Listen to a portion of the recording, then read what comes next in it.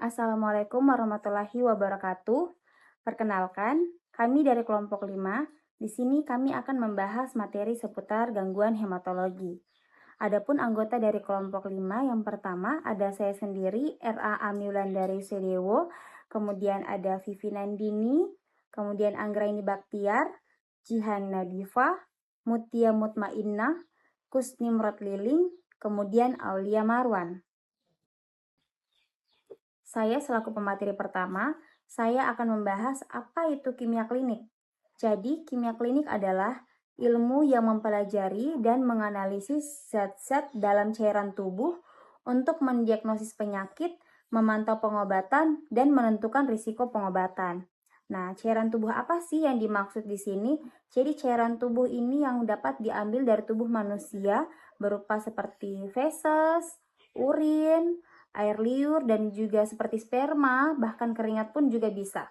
Apapun yang dapat dilakukan pengujian untuk mengukur jenis penyakit suatu pasien dan juga menentukan pengobatan kepada pasien. Nah, kimia klinik ini juga tidak terlepas dari suatu laboratorium. Nah, apa sih itu laboratorium? Nah, dia merupakan suatu tempat yang memiliki macam-macam alat, memiliki bahan kimia atau yang biasa kita sebut sebagai reagen, serta instrumen guna melakukan prosedur pemeriksaan. Laboratorium kesehatan ialah sarana di bidang kesehatan yang bergerak pada bidang pengujian, pengukuran, serta penetapan terhadap bahan yang berasal dari manusia maupun makhluk hidup lainnya untuk menentukan suatu penyebab ataupun jenis penyakit serta faktor yang dapat mempengaruhi pada kesehatan. Selanjutnya akan saya serahkan kepada pemateri kedua. Selanjutnya yaitu mengenai pemeriksaan hematologi. Adapun pemeriksaan hematologi yaitu pemeriksaan yang dilakukan untuk mengetahui keadaan darah dan komponen-komponen di dalam darah. Pemeriksaan hematologi pada pemeriksaan darah rutin dengan pemeriksaan kadar hemoglobin berfungsi untuk mengetahui apakah ada tidaknya gangguan kesehatan pada pasien. Selanjutnya mengenai hemoglobin. Hemoglobin merupakan suatu protein tetramerik eritrosit yang mengikat molekul bukan protein, yaitu senyawa porfirin besi yang disebut dengan Hemi. Hemoglobin merupakan peran penting dalam sistem pengangkutan pada tubuh manusia yang utama, yaitu mengangkut oksigen ke seluruh jaringan, dan yang kedua yaitu memindahkan karbon dioksida dari jaringan perifer ke organ respirasi. Adapun mekanisme terjadinya gangguan hematologi. Gangguan hematologi merujuk pada kelainan atau gangguan yang terjadi pada darah dan komponen-komponennya, seperti sel darah merah, sel darah putih, trombosit, serta faktor pembekuan darah. Beberapa mekanisme terjadinya gangguan hematologi dapat dijelaskan melalui beberapa mekanisme dasar yang dapat dibedakan menjadi berdasarkan jenis gangguannya, seperti anemia, leukemia, gangguan pembekuan darah, dan lainnya. Seperti yang dijelaskan sebelumnya, mekanisme terjadinya gangguan hematologi yang pertama yaitu ada anemia. Anemia atau biasa kita sering sebut itu kondisi di mana jumlah sel darah merah atau eritrosit atau kadar hemoglobin dalam darah lebih rendah dari normal. Mekanisme terjadinya anemia dapat dibagi menjadi beberapa jenis berdasarkan penyebabnya. Yang pertama yaitu kehilangan darah atau hemorhagik anemia, di mana kehilangan darah yang signifikan baik akut atau trauma maupun kronis, misalnya perdarahan gastrointestinal, dapat menyebabkan penurunan jumlah sel darah merah. Yang kedua yaitu penurunan produksi sel darah merah atau anemia hipoplastik, di mana kerusakan pada sumsum tulang akibat gangguan genetik, infeksi, misalnya tuberkulosis atau paparan zat berbahaya, misalnya itu obat-obatan kemoterapi yang menyebabkan produksi sel darah merah berkurang. Selanjutnya yaitu peningkatan penghancuran sel darah merah atau biasa disebut hemolisis. Pada anemia hemolitik, sel darah merah dihancurkan lebih cepat dari kemampuan tubuh untuk memproduksi yang baru. Ini bisa disebabkan oleh kelainan genetik, misalnya thalassemia, sickle cell anemia, autoimun, atau infeksi. Sekian presentasi yang dapat saya sampaikan. Selanjutnya akan disampaikan oleh teman saya. Terima kasih. Mekanisme terjadinya gangguan hematologi yang kedua yaitu leukemia, di mana leukemia adalah jenis kanker yang melibatkan proliferasi sel darah putih yang abnormal dan tidak terkendali di sumsum tulang. Ada dua jenis utama leukemia, yaitu leukemia akut dan leukemia kronis. Leukemia merupakan salah satu jenis gangguan hematologi yang ditandai dengan pertumbuhan sel darah putih yang abnormal dan tidak terkendali. Pada kondisi ini, sumsum tulang dan sistem limfatik menghasilkan sel-sel darah putih yang belum matang atau cacat, yang akhirnya menggantikan sel-sel darah normal seperti sel darah merah, trombosit, dan sel darah putih sehat. Akibatnya penderita mengalami gangguan fungsi tubuh yang disebabkan oleh rendahnya jumlah sel darah normal. Leukemia terbagi menjadi dua, yaitu proliferasi sel abnormal dan disfungsi sumsum tulang, di mana pada proliferasi sel abnormal pada leukemia terdapat mutasi pada sel-sel hematopoietik yang menyebabkan proliferasi berlebihan dan pengurangan kemampuan untuk berdiferensi menjadi sel-sel hematopoietik yang matang. Ini menyebabkan penumpukan sel-sel imatur yang tidak berfungsi. Kemudian yang kedua, disfungsi sumsum tulang, di mana akibat proliferasi sel kanker, sumsum tulang terganggu dalam memproduksi sel-sel darah yang normal, sehingga menyebabkan penurunan jumlah sel darah merah atau anemia, trombosit, dan sel darah putih yang berfungsi dengan baik. Selanjutnya yang ketiga, ada gangguan pembekuan darah, di mana pada pembekuan darah mencakup kondisi di mana proses pembekuan darah terganggu yang dapat menyebabkan pendarahan berlebihan atau pembekuan darah yang tidak terkendali. Pada gangguan pembekuan darah ada yang dimaksud dengan hemofilia, di mana hemofilia merupakan gangguan genetik yang menyebabkan defisiensi faktor pembekuan darah. Misalnya hemofilia A dengan defisiensi faktor 8 atau hemofilia B dengan defisiensi faktor 9. Tanpa faktor pembekuan yang cukup, pembekuan darah terganggu yang menyebabkan pendarahan yang berkelanjutan. Kemudian yang kedua, vitamin K defisiensi, di mana vitamin K penting untuk sintesis faktor pembekuan dalam hati.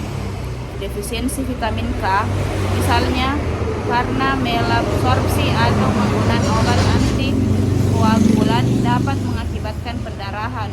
Selanjutnya ada diseminasi intravaskular koagulasi, di mana kondisi ini melibatkan pembekuan darah yang abnormal di dalam pembuluh darah kecil yang mengkonsumsi faktor pembekuan darah yang menyebabkan pendarahan.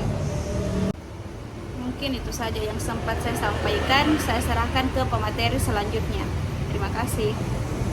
Baik, saya akan melanjutkan presentasi dari kelompok kami, yaitu macam-macam gangguan klinik. Yang pertama yaitu gangguan trombosit atau trombositopenia. Trombositopenia adalah kondisi di mana jumlah trombosit dalam darah sangat rendah sehingga meningkatkan resiko perdarahan. Dalam kasus-kasus tertentu, gangguan pada trombosit dapat saja terjadi karena yang pertama itu penyakit kanker seperti leukemia, anemia jenis tertentu, infeksi virus seperti hepatitis atau HIV, pengobatan kemoterapi atau radioterapi, dan kehamilan. Yang kedua yaitu penyebab autoimun. Pada penyakit seperti purpura, trombositopenik imun atau ITP, sistem kekebalan tubuh menyerang trombosit dan menyebabkan penurunan jumlahnya. Pada paparan sinar matahari, bahan kimia berbahaya, asap rokok atau infeksi bakteri dan virus tertentu dapat meningkatkan risiko terjadinya penyakit autoimun. Yang ketiga yaitu penyakit sumsum tulang. Gangguan pada sumsum tulang seperti leukemia atau gangguan mielodiplastik juga dapat mengurangi produksi trombosit. Pada kerusakan dari dalam sumsum tulang belakang dapat disebabkan oleh sejumlah gangguan seperti rongga berisi cairan, penyumbatan suplai darah, atau kekurangan vitamin. Yang keempat yaitu splenomegali. Pada pembesaran limpa dapat mengakibatkan penyimpanan trombosit yang berlebihan, menyebabkan trombositopenia. Pada hepatomegali, pembesaran organ hati yang banyak terjadi pada pengidap hepatitis, sedangkan hepatosplenomegali adalah pembesaran organ hati dan limpa sekaligus. Baik, selanjutnya yaitu polistemia vera. Polistemia vera merupakan gangguan hematologi yang ditandai dengan peningkatan jumlah sel darah merah secara berlebihan yang memengaruhi pada peningkatan viskositas darah dan dapat menyebabkan trombosit atau perdarahan. Pada mutasi JAK2, penyakit ini seringkali disebabkan oleh mutasi pada gen JAK2 yang merangsang produksi sel darah merah secara berlebihan tanpa pengaruh dari eritropoietin. Adapun kesimpulan dari terjadinya gangguan hematologi dapat melibatkan beberapa faktor, mulai dari gangguan pada produksi sel darah, penghancuran sel darah yang berlebihan, hingga kelainan pada faktor pembekuan darah atau sel darah putih. Penanganan yang tepat memerlukan pemahaman yang baik tentang patofisiologi setiap gangguan tersebut. Baik, sekian dari presentasi saya kembalikan kepada kelompok kami. Baik, di sini saya akan menjelaskan tentang faktor-faktor yang mempengaruhi hematologi. Faktor yang mempengaruhi hematologi mencakup berbagai elemen internal dan eksternal yang dapat mempengaruhi jumlah, kualitas, dan fungsi sel darah, serta proses pembekuan darah. Faktor-faktor ini bisa berupa kondisi fisiologis, patofisiologis, genetik, lingkungan, dan pengobatan yang mempengaruhi sumsum tulang, komponen darah, dan organ terkait. Berikut adalah beberapa faktor mempengaruhi hematologi beserta literatur yang relevan. Yang pertama, faktor genetik. Mutasi genetik. Mutasi pada gen yang mengontrol produksi atau fungsi sel darah dapat menyebabkan gangguan hematologi seperti anemia, sel sabit, talasemia, atau hemofilia. Misalnya pada anemia sel sabit, mutasi pada gen hemoglobin menyebabkan hemoglobin abnormal yang mengubah bentuk sel darah merah dan gangguan sirkulasi serta fungsinya. Yang selanjutnya, polimorfisme genetik. Beberapa kondisi hematologi juga dipengaruhi oleh variasi genetik. Contohnya, variasi gen pada sistem darah dapat mempengaruhi kecenderungan terhadap penyakit tromboemboli atau gangguan pembekuan darah. Yang kedua, faktor lingkungan. Paparan zat kimia dan obat-obatan, paparan bahan kimia berbahaya seperti bensena atau pestisida, serta penggunaan obat-obat tertentu, misalnya kemoterapi, dapat merusak sumsum tulang dan menyebabkan gangguan hematologi seperti anemia, leukopenia, atau trombositopenia. Radiasi. Paparan radiasi juga dapat merusak DNA di sel sumsum tulang, mempengaruhi produksi sel darah, dan meningkatkan risiko kanker darah, seperti leukemia. Infeksi virus atau bakteri, misalnya HIV, hepatitis, atau infeksi malaria, dapat mempengaruhi jumlah dan fungsi sel darah. Infeksi kronis dapat menyebabkan gangguan pada produksi sel darah atau penghancuran sel darah yang lebih cepat. Ketiga, status gizi. Kekurangan nutrisi terutama zat besi, vitamin B12, dan asam folat dapat menyebabkan gangguan hematologi seperti anemia, defisiensi besi, anemia megaloblastik, atau anemia pernisiosa. Defisiensi vitamin K juga dapat mengganggu pembekuan darah. Kekurangan protein dan kalori. Kondisi malnutrisi yang parah seperti marasmus atau kwashiorkor dapat mempengaruhi produksi sel darah dari sumsum tulang. Yang keempat, faktor hormonal. Hormon tiroid, keseimbangan hormon tiroid memainkan peran penting dalam produksi sel darah. Hipotiroidisme dapat menyebabkan anemia, sedangkan hipertiroidisme dapat menyebabkan penurunan trombosit. Hormon seks, estrogen dan testosteron dapat mempengaruhi produksi sel darah, terutama sel darah merah. Misalnya wanita dalam masa menstruasi atau hamil mungkin memiliki kadar hemoglobin yang lebih rendah.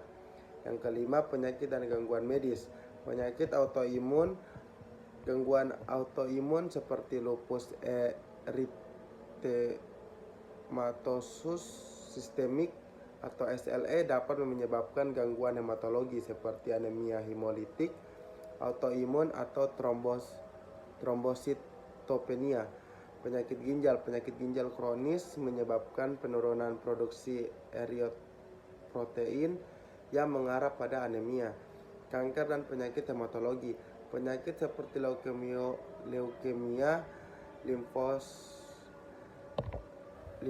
limfoma dan myeloma multiple dapat mempengaruhi produksi dan fungsi sel darah yang mengarah pada berbagai gangguan hematologi. Yang keenam, usia dan kondisi fisiologis. Usia pada orang tua, fungsi sumsum tulang dapat menurun sehingga menghasilkan penurunan produksi sel darah merah, trombosit dan sel darah putih yang dapat menyebabkan berbagai gangguan hematologi seperti anemia atau leukemia. Bayi dan anak-anak juga memiliki kebutuhan hematologi yang berbeda. Kehamilan dapat menyebabkan perubahan hematologi yang signifikan seperti peningkatan volume darah, penurunan kadar hemoglobin atau peningkatan kebutuhan zat besi. Yang ketujuh, faktor psikososial dan stres. Stres fisik dan psikologis yang kronis dapat mempengaruhi sistem hematologi, baik langsung maupun tidak langsung. Stres akut atau kronis dapat meningkatkan produksi hormon seperti kortisol yang pada gilirannya dapat mempengaruhi produksi sel darah dan proses pembekuan. Kondisi psikologis, gangguan psikologis seperti depresi dapat mempengaruhi kesehatan tubuh secara keseluruhan, termasuk fungsi hematologi, misalnya dengan meningkatkan resiko anemia atau gangguan pembekuan darah. Yang 8. Faktor obat dan terapi. Penggunaan obat-obatan seperti antikoagulan, kemoterapi atau terapi imunosupresif dapat mempengaruhi sistem hematologi. Obat-obatan tersebut dapat menurunkan produksi sel darah, menyebabkan anemia, trombositopenia atau masalah pembekuan darah. Transfusi darah dan terapi penggantian sel. Transfusi darah atau terapi penggantian sel darah yang tidak tepat dapat menyebabkan gangguan keseimbangan hematologi tubuh. Kesimpulannya, faktor-faktor yang mempengaruhi hematologi sangat beragam, mulai dari faktor genetik, lingkungan, status gizi, hingga penyakit dan pengobatan. Setiap faktor ini dapat mempengaruhi jumlah, kualitas, dan fungsi sel darah, yang pada gilirannya dapat menyebabkan berbagai gangguan hematologi.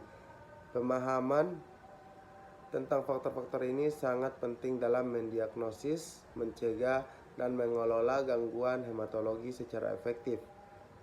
Literatur yang ada memberikan wawasan lebih lanjut mengenai mekanisme yang mendasari dan cara mengelola faktor-faktor tersebut dalam konteks kesehatan hematologi. Sekian dari saya kembalikan.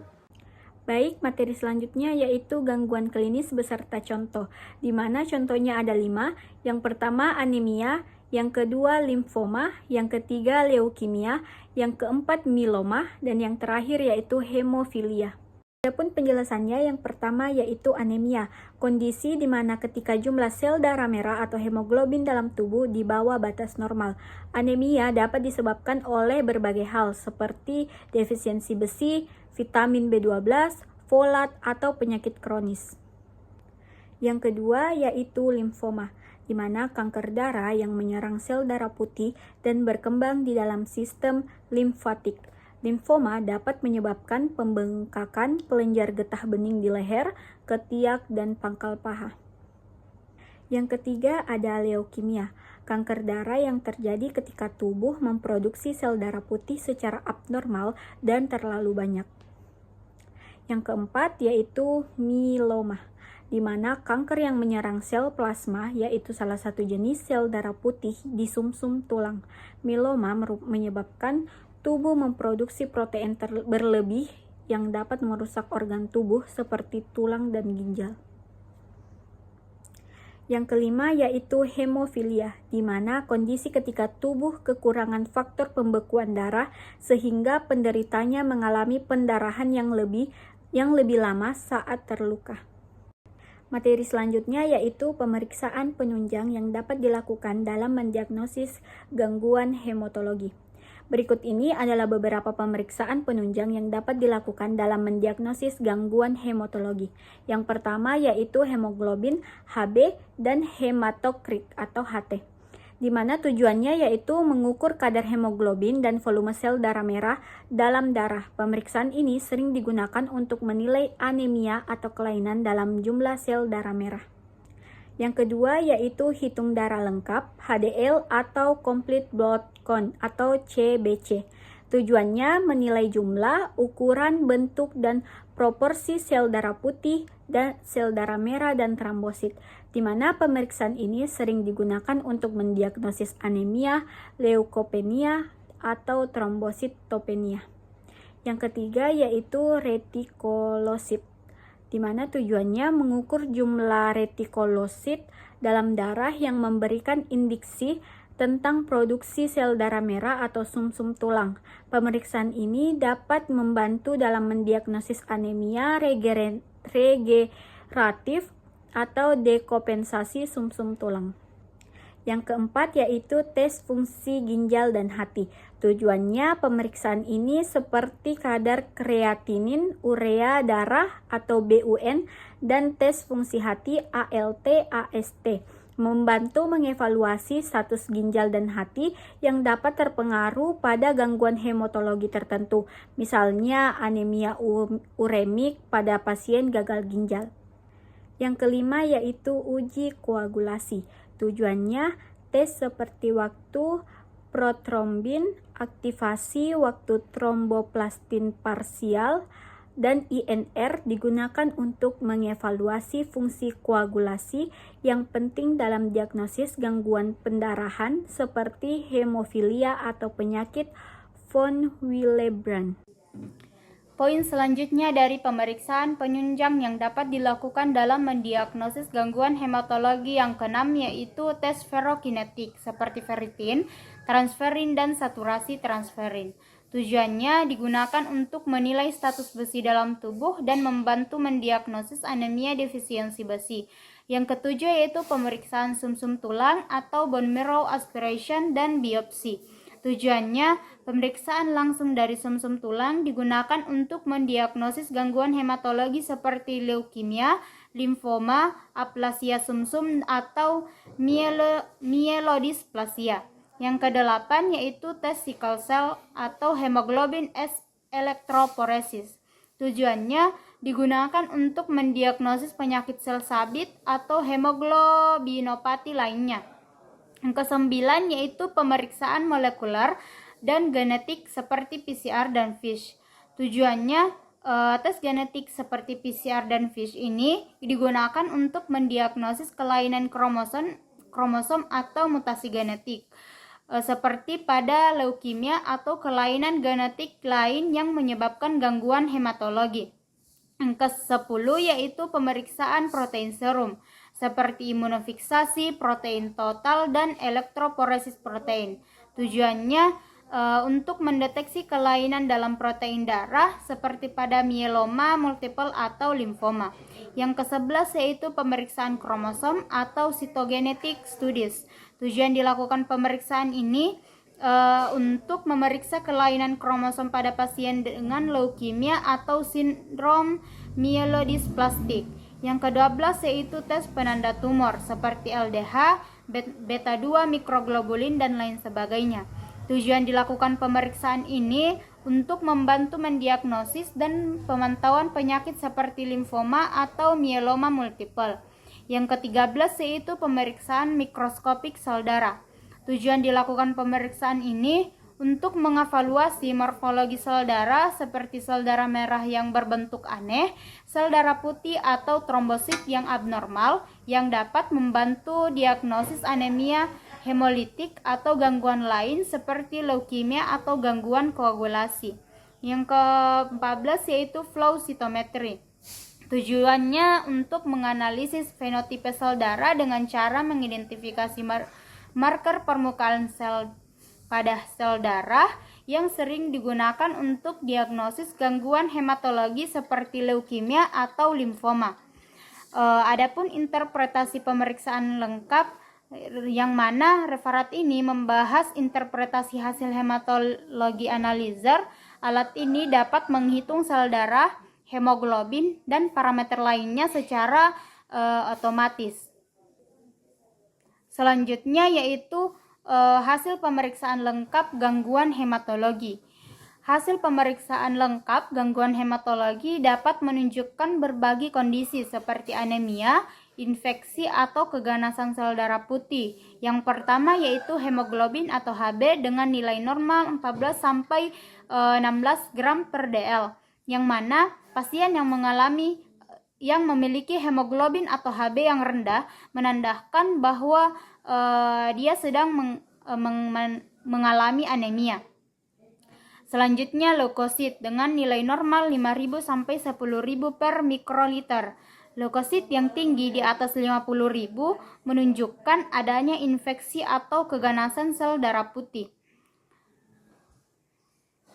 Selanjutnya yaitu trombosit dengan nilai normal 150.000 sampai 400.000 per mikroliter. Kelainan trombosit yang umumnya ditemui adalah nilai trombosit yang rendah. Selanjutnya hematokrit.